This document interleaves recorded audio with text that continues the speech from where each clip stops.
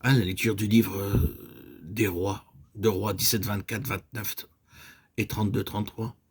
Nous avons des gens avec des chefs dont les noms sont mentionnés, qui sont hostiles à ce qui est tellement important pour Dieu et pour le ciel.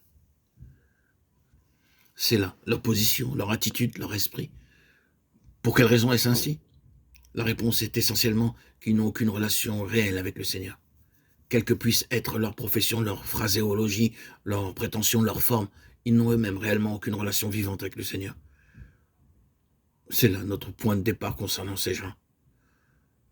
Mais allons un peu plus loin, parce que nous avons quelques-uns de leurs chefs qui nous sont mentionnés, et ces hommes étaient éminents. Tout d'abord, il y avait Sambala, qui est appelé le Horonite, Néhémie 2.10. Cela signifie simplement qu'il venait probablement de Beth-Horon, une ville samaritaine.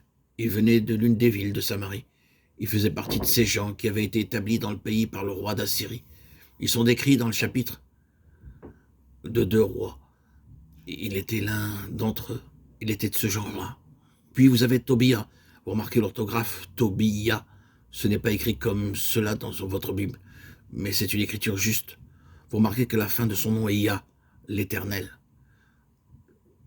Cet homme est ostensiblement lié au Seigneur de quelque manière, mais Tobia est un ammonite.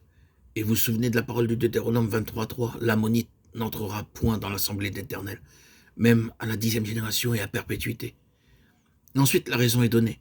Ils ont fait venir contre toi, prix d'argent, Balaam, fils de Béor de Pétor, en Mésopotamie, pour qu'il te maudisse.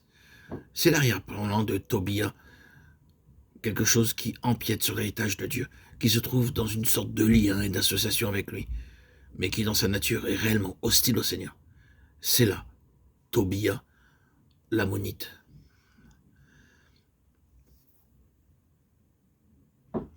Et si nous remontons à ses origines, nous nous souvenons qu'Amon fut l'un des fils de Lot, conçu par ses propres fils, par ses propres filles. L'une des choses les plus tragiques et les plus terribles dans toute l'histoire de l'Ancien Testament. De sorte qu'Amon doit être compté parmi ceux qui sont mentionnés dans Hébreux 12.8. Mais si vous êtes exempt du châtiment, vous êtes donc non des fils. De faux enfants, l'horrible mot que nous abstenons d'utiliser, de faux enfants, qui prétendent être des enfants de Dieu. C'est là Amon par l'intermédiaire de Lot, en association avec Dieu, avec Abraham, mais intérieurement n'étant pas de la pure race d'Abraham, de la pure race d'Israël. Amon a son nom mêlé de quelque manière au peuple du Seigneur, mais il n'est pas un vrai fils, c'est un faux fils. C'est Tobia, une association charnelle avec le pays, mais un éloignement spirituel du Seigneur et persécutant ce qui est vraiment spirituel, comme le dit l'apôtre Paul. Celui qui était né selon la chair, persécutait celui qui était né selon l'esprit. Galates 4, 29. Et l'on est toujours ainsi. Nous passons à un autre homme qui apparaît un peu après. C'est Geshem, appelé Gashmu, en un endroit. C'est le même homme, et il est appelé l'Arabe. Il était soit un Édomite, soit un Ishmaélite. Quoi qu'il en soit, c'était très mauvais. Vous connaissez leur histoire? Comme tous les deux firent la guerre à ce qui était spirituel. Paul, dans sa lettre aux Galates, insiste beaucoup sur cela. Celui-ci, Ishmaël, né de la femme esclave, fit la guerre à celui qui était né de la femme libre. Ainsi, la chair lutte contre l'esprit, le terrestre contre le céleste. Où il était d'Édom, d'Ésaü. Combien Ésaü combattit contre Jacob?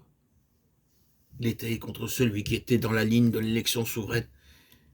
Il voulait en vérité le tuer à un certain moment. Ces deux personnages, que ce soit Ésaü ou Ishmaël, que ce soit l'Arabe d'Édom ou d'Arabie, représentent le conflit entre la chair et l'esprit, entre le naturel et le spirituel.